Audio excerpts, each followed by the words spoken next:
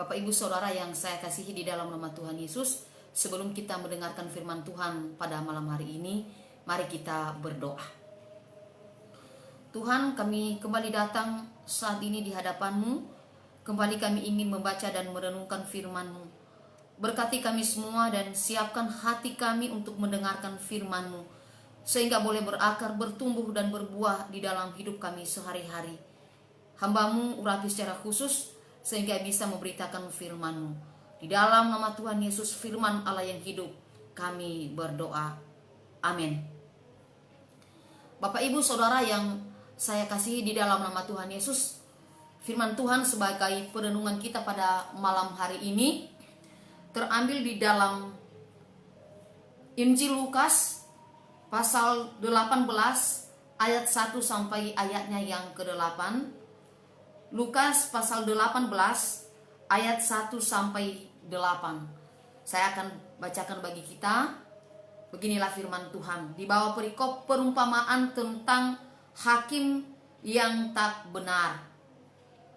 Yesus mengatakan suatu perumpamaan kepada mereka untuk menegaskan bahwa mereka harus selalu berdoa dengan tidak jemu-jemu.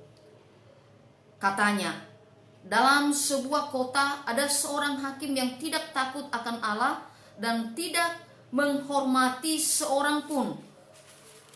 Dan di kota itu ada seorang janda yang selalu datang kepada hakim itu dan berkata, "Belalah aku terhadap lawanku."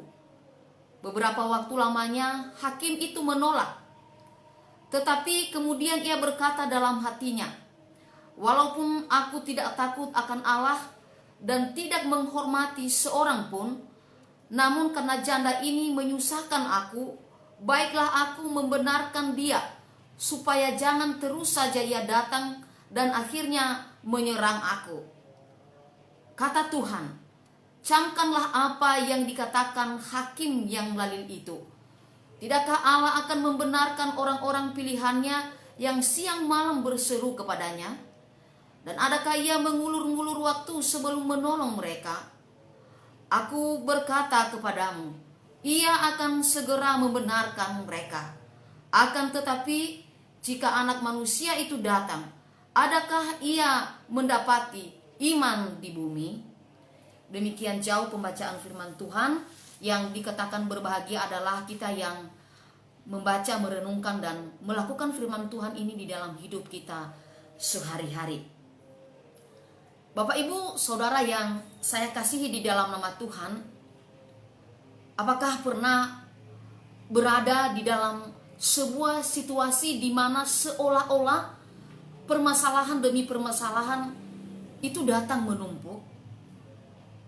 Mungkin di suatu hari Anda merasa bahwa Anda lega karena Anda boleh melewati hari itu dan permasalahan yang Anda hadapi boleh selesai.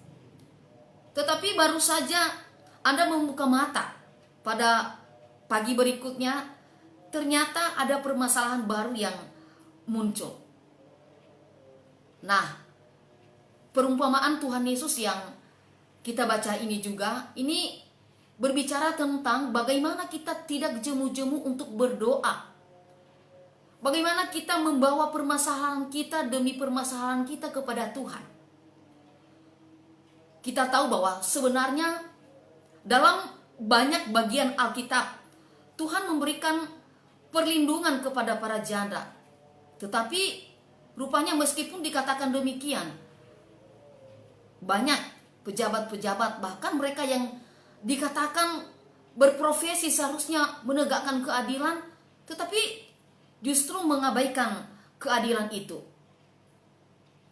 Hakim yang ada di dalam perumpamaan ini diumpamakan dengan seorang hakim yang tidak takut terhadap standar keadilan yang hakiki, yaitu kepada Tuhan. Maka bagi dia melakukan segala sesuatu atau mengadili segala sesuatu itu tidak berdasarkan standar yang benar. Kita lihat bahwa ketekunan daripada janda ini akhirnya membuahkan sesuatu hasil, di mana pun oleh hakim itu bukan karena dia sadar akan kebenaran sejati.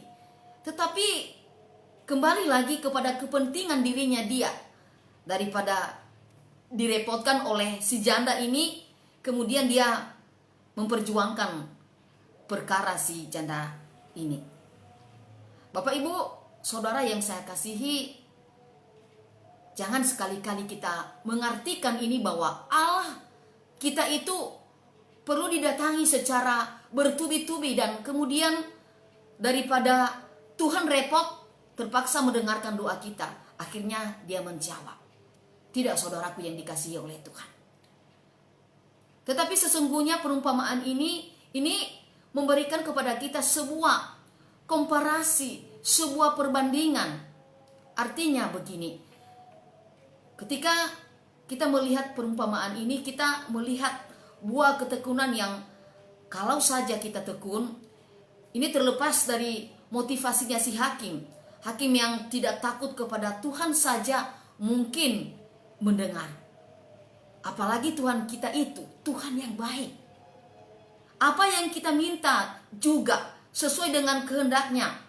Kita sudah datang kepadanya dengan tidak jemu-jemu, maka semua persyaratan atau semua kondisi di mana doa kita bisa dijawab oleh Tuhan sudah kita penuhi, maka Tuhan akan menjawabnya. Jadi kita harus menangkap inti daripada apa yang mau disampaikan Yesus dengan perumpamaan ini, yaitu ketekunan yang didasari oleh pemahaman dan motivasi yang benar. Saudara-saudara yang dikasihi oleh Tuhan, dalam situasi apapun, termasuk situasi-situasi yang sedang kita hadapi saat ini, perumpamaan Tuhan Yesus yang kita baca ini berbicara tentang bagaimana kita tidak jemu-jemu untuk berdoa. Bagaimana kita membawa permasalahan kita demi permasalahan kita kepada Tuhan. Tuhan menghargai jika kita sungguh-sungguh datang menyampaikan isi hati kita didasarkan kepada fakta yang benar, didasarkan kepada motivasi dan kerinduan yang mendalam.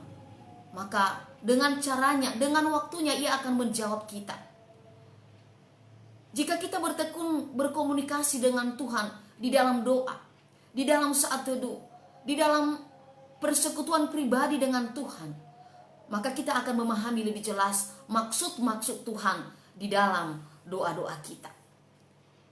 Mungkin memang Tuhan akan menjawab kita persis seperti yang kita doakan, yang kita inginkan. Tetapi di dalam kedekatan kita dengan Tuhan itu, bisa jadi juga ya Tuhan menunjukkan kehendaknya yang berbeda. Bisa jadi dengan caranya Tuhan berbicara kepada kita bahwa apa yang kita doakan itu sesuatu yang tidak seturut dengan isi hatinya. Sehingga dengan penuh kerelaan, dengan penuh penyerahan, kita kemudian membawa kehendak kita kepada kehendak Tuhan. Kita berhenti meminta yang tidak Dia kehendaki. Jadi inti yang mau disampaikan di sana bukanlah pada jawaban itu sendiri, tetapi pada kehendak Tuhan, pada ketekunan kita untuk mencari Dia di dalam doa. Proses kita bagaimana tekun mencari kehendak Tuhan, itu jauh lebih penting daripada apa yang akan kita dapatkan dan apa yang kita inginkan di dalam doa-doa kita. Tuhan menginginkan diri kita, Tuhan menginginkan hati kita, Tuhan menginginkan kita di hadiratnya. Tuhan ingin kita menyembah Dia. Tuhan lebih merindukan kita daripada isi doa kita. Kiranya Tuhan boleh menolong kita. Mari kita berdoa. Terima kasih Tuhan atas firman-Mu yang telah menyapa kami pada saat ini. Materaikanlah di dalam hati setiap kami yang telah mendengarkannya.